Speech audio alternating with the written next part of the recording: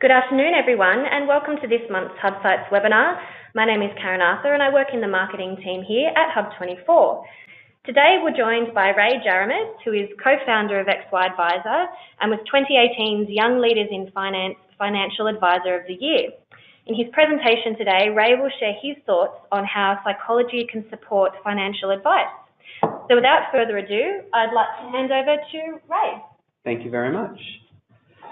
Good afternoon, everybody. Thank you for joining me on this Monday. It's a bit of a privilege, really, to be talking about psychology and financial services. As I start the session, one of the things I wanted to reflect back on is when I did start the psychology degree, why we decided to do that. And six odd years ago, financial services was sort of looking at me going, "What in the world are you doing over there?" And the psychology guys were looking at me going, "What in the world are you doing here?" I wonder if that's become that's a less relevant thing to say these days, which is fantastic because, as Phasia and all these different things are coming through, I think the industry is getting better at recognizing where we actually do add value. And, clearly money and finance is super important, but, without managing the people or the emotions and actually creating behavior change, you sort of question what the lovely spreadsheets and investment strategies have to do. So yeah, look, to that end, I thought I'd save you guys the time of doing a first year of a psychology degree and kind of try and snap that together in about 30 odd minutes. It is an interactive session, so please ask away if there's any questions or anything. More than happy to bear all. So to that end, let's kick off. I won't spend too much time on this, but just a bit of background on me and sort of some of the things that I've done over the past few years. Very privileged to have been part of XY Advisor since day one. It's a community of young financial advisors or young thinking financial advisors seeking to drive the positive evolution of financial advice. No more timely than now, I suppose, with what's going on. Head of advice at Pivot Wealth. We're fee only, work with younger clients generally.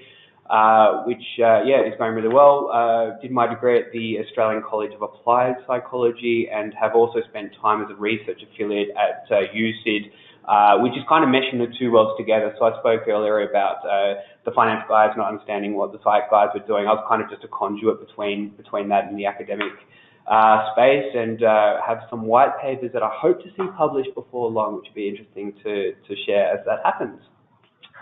So, look, I've got this quote here. I think it captures, the essence of the importance of psychology, which is, financial advisors are very good at understanding or deciphering information and analysis, but without creating action, without any behavior change, without actually anything happening, you've got to question the core value of what that's really delivering. And I thought that was kind of a cool sort of, thing that captured that. My first of many graphs. I'll try to be, pretty high level with this stuff. But I just wanted to talk through, before I went through the theories, some of the things that are, important to think about when we're introducing psychology. So what this graph is showing us is that people move around in their happiness state. So we as advisors, we deal with people that are both on the cusp of retirement, they deal with trauma, they've had a death in the family, they're having kids. Clearly, there are things that move this line around in their life. And I think it's important that as a starting point, we as advisors recognize that, our clients are on that journey, and so are we as advisors as well, given that we're people. So, a couple of things to think about, but the hedonic treadmill basically talks to the idea that in the highest of highs and the lowest of lows, we generally come to this, what they call set point of happiness. And I think that's an encouraging thing to think about, give it if we're dealing with exuberance or if we're dealing with despair. I think it's something that I've found valuable sitting in the back of my mind when dealing with clients. And to that end, I did want to open the opportunity for financial advisors. So when they talk about that set point of happiness, there's these three key areas that really drive what that looks like. So there's a genetic set point of happiness that drives generally 50%, not a lot we can do about that. 10% is the outside circumstances. So in fact, the money I would argue that a lot of the traditional financial planning models spend most of their time in this 10%, and then opening up what I consider, the opportunity of starting to open the psychology base, which is this 40%. It's the intentional activities, so thoughts, actions, relationships. There's a lot of academic study around the hedonic treadmill and how this works. So when I talk about the opportunity, it's really opening up that 40% and starting to really drive what that guy does. So I thought I like threes, breaking things into threes. It's sometimes easier to do. So rather than go through all the units of a first year degree, I thought I would just break it down into three key things. These were the things that I really enjoyed and started to introduce into my role sooner than some of the other theories. And they're the trans-theoretical model of change. So the simple way of saying that is models for change, how people change their behaviors and what that looks like. Probably my favorite one. I don't know why this next one is my favorite. Perhaps because it's a bit more of a systems thinking approach. It's called a biopsychosocial approach. And we'll speak a little bit more about that. And then finally, I wanted to talk about flow theory. That's probably something, if any of these models are more familiar than the others, the flow theory is probably one that you may have heard of. There's a really good TED Talk that I'll share. The flow theory, I think, is probably one that I would say is more valuable for you as an advisor to think about, understand when you're in flow, which I'll finish the presentation on. So the trans-theoretical model of change, basically what that says is that there are 5 stages of change. And I think this is an interesting thing to reflect on, especially if we think about why a client will come to see us. The essence of that is there's a desired behavior change there, be it money, clearly money, but that would feed into being a bit more thoughtful with their money, working with their family on building a retirement plan, buying an investment, whatever it is. I think broadly we can accept that there's a change that's desired. Psychology generally focuses on the clinical side of these things. So if there's depression or anxiety, post-traumatic stress, that's how it's more traditionally applied. But there is absolutely application in the financial side as well, which I'll sort of walk through.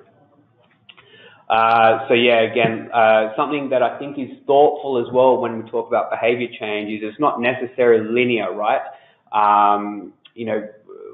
Something that I think the psychology industry has done really well is build in resilience and the fact that things don't necessarily work the first time, things aren't in a straight line, which, Thomas Edison captured quite eloquently, so I won't try and better him.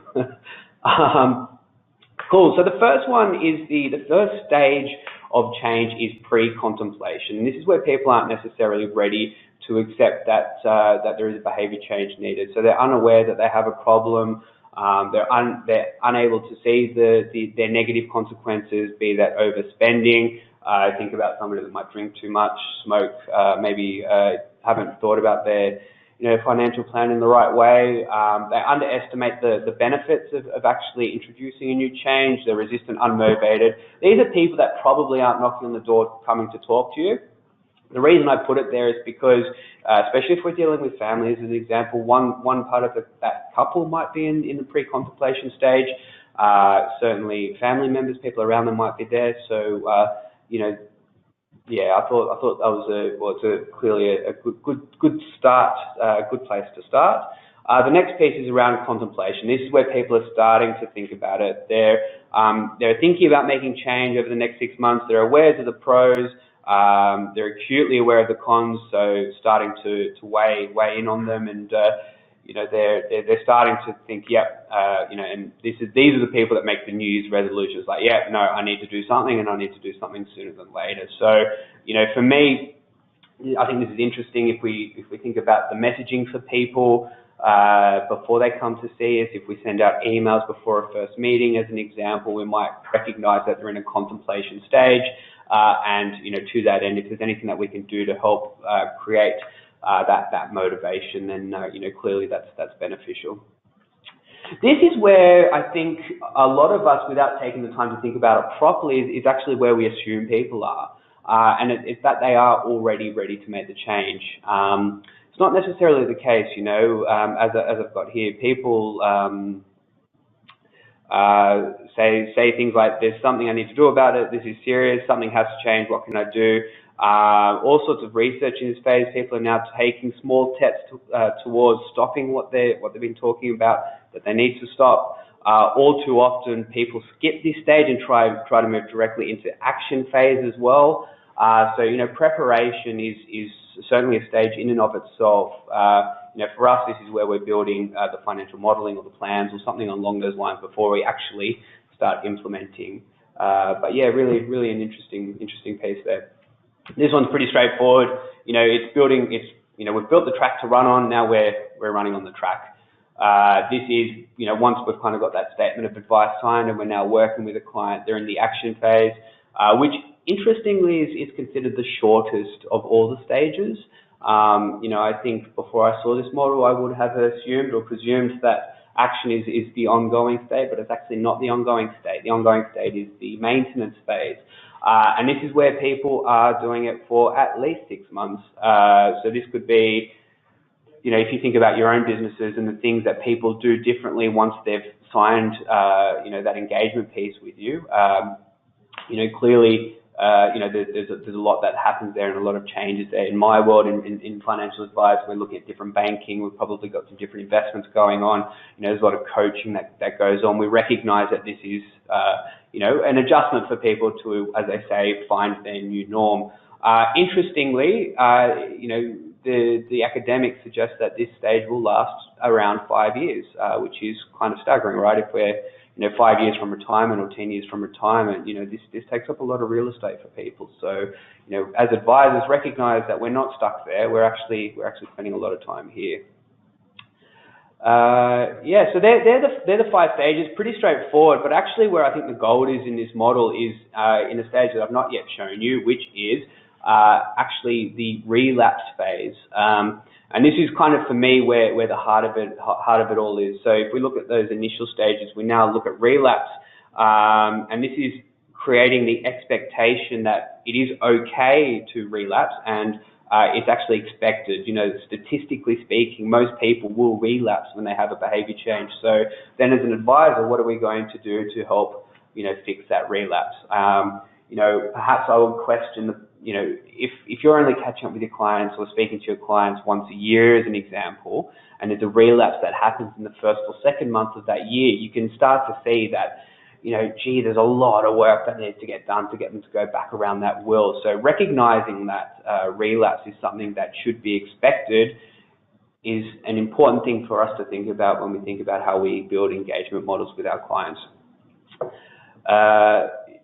Again, you know, something that I think is valuable is just to note the limitations. So, you know, this assumes that people are the masters of their destiny, that there's no outlying or, you know, no additional factors that are outside of our control. So, you know, there are a few things there that I think are worth drawing out, just to recognize that if we follow the behavior change model, it's not to be taken as gospel, but rather, you know, if we're thinking about how we engage with people, just a helpful thing to keep in the back of our minds. Hopefully that makes sense. The next piece is the biopsychosocial approach, which is, as it says in the name, you know, it's the intersection between the biology, psychology, and the sociology of somebody. I really love this because, you know, I think about myself in this sort of environment, and I'm almost seen as like a facilitator or an educator.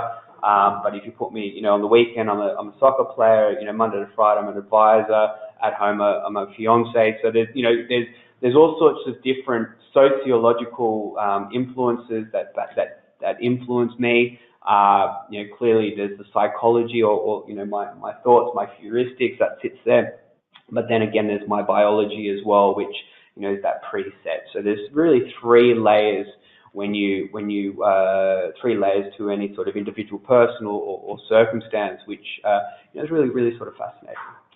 And yeah, look, to that end, this is what that looks like. And I've just got a note here that says, you know, until recent decades, the traditional approach, especially around wellness and health, focused specifically on the biological side of things. It was, if somebody was unwell, there was a biological imbalance, and that was the limit. However, the academic side of things has been really successful in understanding that no, biology is part of the piece, but there's also the psychology and the sociological piece as well. Think about this if we've got, somebody again coming in to see us because they want to put together some sort of a financial plan. Clearly that, there are elements there that, are purely sociological, but then we need to recognize that there are perhaps biological limitations or psychological ones as well. So again, as an advisor, if we just take a step back and almost, take a bird's eye view of that first interaction with people, just recognize that it's, their circumstance isn't limited to what we see in a fact find necessarily. There are all these different factors that sit behind them and actually drive, who they are, why things are the way they are, what they want as well. To that end, if we open up the bonnet of what those three things look like, this is kind of a cool guy that sort of goes to explain that a little more. So again, if I'm sitting down with a client and all I've got is a fact find that shows income, expenses, assets, liabilities, whether or not they've got a will, this starts to open the bonnet to say, well, geez, there's probably a lot of stuff there that I've not captured when I need to think about how I can create the most efficient plan for them to have that behavior change. The numbers are clearly important, and I don't want to shy away from that, but I'm saying it starts the conversation. It's not the focus of the conversation necessarily. So yeah, I hope that resonates to some level as, something that, is worth keeping in the back of our minds when we're talking to people. I think of that as a financial advisor. I think of that as a business owner. If I was in marketing or communications, I'd absolutely be thinking about this stuff as well. So, if you've got copywriters or people putting together your emails or those sorts of things, gee, sitting on this stuff is, it gives you a much more holistic view. So that's a biopsychosocial approach. Lots of academia on this space as well. So if, you were interested in looking more into it, I don't have time today, but, lots of stuff there. And to that end, I will like quotes that eloquently capture things. So I think, recognizing the sociological aspect of things, which the biopsychosocial model does, seeks to reveal that which is hidden, and it's extending beyond a fact find. And like I say, I beat the drum, this is stuff that I started to look at 6 years ago, but I think financial services and advisors are getting better at this stuff. If I had a criticism of Phasea, it's that it doesn't recognize this stuff to the full extent. I know ethics and professionalism are things that are getting built in, but again, we're almost starting at it from the wrong side, I would argue. This is the sort of stuff that we should be, teaching at school, and the application not only extends beyond health and wellness, but clearly financial services and beyond. So, hopefully that resonates. So the final piece I just wanted to walk through is flow. Colloquially being in the zone, and it talks to if we think about the times that we're at our best. We're not bored because the task is too easy, or we're not overwhelmed because the task is too hard, but we're really right in that soft spot. There's the flow theory, which talks to, some of the things that we can do to create a state of flow. So, rather than just chanting things, like I'm a bit weird, so I like putting together financial models. It's a bit of a thing that I have, but I recognize that one of the reasons why I like it is because it just gets me in that state of flow. If you think that, if you're writing an email, if you've got your headphones in, you're listening to, your favorite song or whatever, and just time seems to see you by, that's flow. So recognizing what that is, which I'll go through in a sec, and how to create that is, I think, super interesting from a business perspective, from a productivity perspective. Clearly, if we're trying to get flow in our clients' lives, maybe to a lesser extent, but interesting nonetheless. This was a thing that I loved when we did it at class. So this dude here. The hack of how to say his surname is an interesting one. It's also something I won't forget. So The pronunciation is Chick Sent Me High. Ali, Chick Sent Me High. So he talks about flow. It's got this really cool TED talk. I'd encourage you all to watch it. If on a Friday your team get together and do development stuff, I absolutely recommend this for everybody. He talks about what makes a life worth living, so we have to kind of still join the dots on how that works in financial services, but I think we can kind of get the point that, there's certainly application there. And he said that actually noting that money cannot make us happy, he looks to those who find pleasure, lasting satisfaction in activities that bring about a state of flow. And he actually goes to talk about ecstasy, and ecstasy in Greek simply means to stand to the side of something. And it essentially is an analogy for a mental state where you feel that you are not doing your ordinary everyday routines. So ecstasy is essentially stepping into an alternative reality. It's interesting if you think about it, how when we think about civilizations, and it's actually a really good point, is, we talk to those times of ecstasy. So, we've got the Colosseums and the pyramids and those sorts of things. So, in a very small way, if we sort of think about flow in our day-to-day lives, what's our version of that pyramid is kind of the point. I'd really encourage you to spend time looking at that. Looking at flow from an academic perspective, it looks at this, and basically the metric is between skills and challenges. So, if something's of a low skill and of a low challenge, that starts to feel like it's on the side of maybe boredom. But clearly, if something's way too difficult or it's way too challenging, we don't have the skills to possess it. Then that evokes anxiety, right? Maybe you don't have the time, or there's something that's too complicated. I think we all can recognize what that feels like.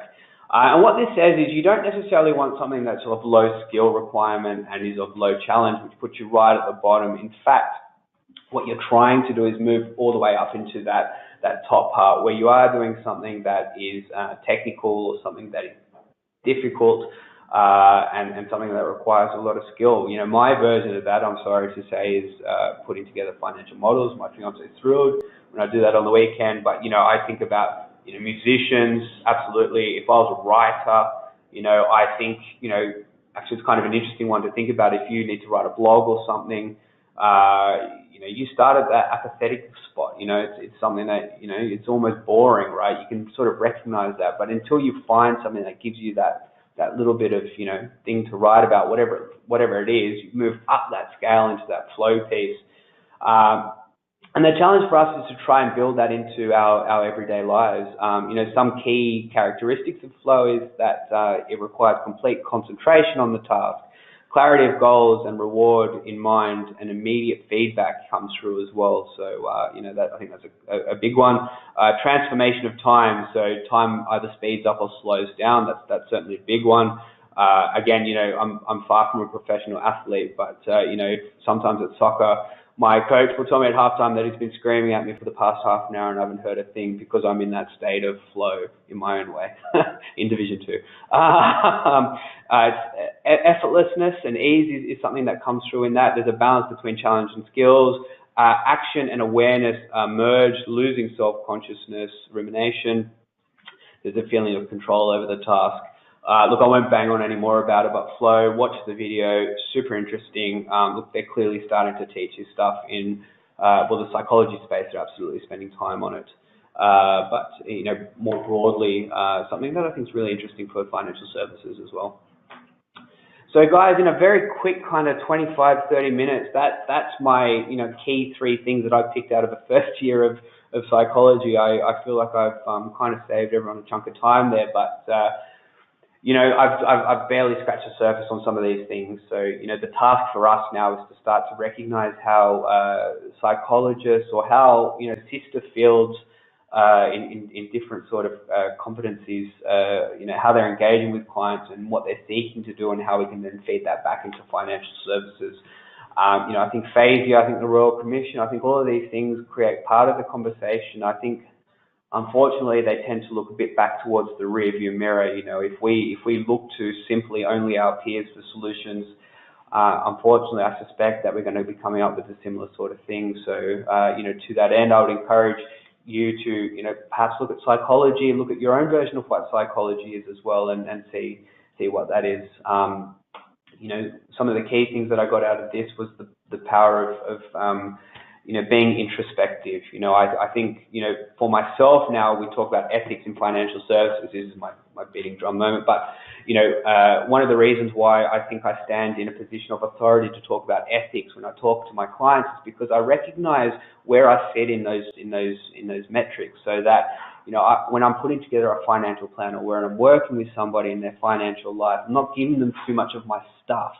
I recognize what's me and what needs to be them, as opposed to, if I hadn't have done this, if I think back to maybe some of the work that I was doing, years ago, I wonder whether or not, if on a good day, a client was getting the best piece of me, and on a bad day, they'll perhaps getting a less good piece. I think we can kind of recognize that, but it's really powerful. Psychologists are fantastic at this stuff. You can imagine the stuff that they have to take in each day and filter out and create those lines. I think financial advisors do a very, very similar thing, but perhaps just need to take the time to skill up and recognize how they can really nurture that. That's the opportunity as I see it.